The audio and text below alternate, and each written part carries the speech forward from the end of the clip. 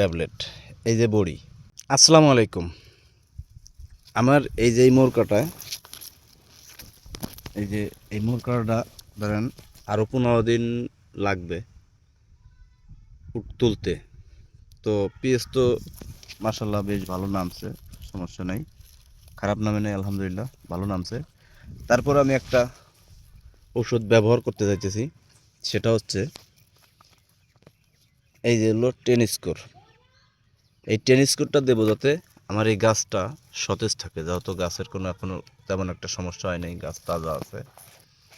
এই গাছটা সতেজ রাখার জন্য, যাতে কোনো রোগ এখানে না আসে।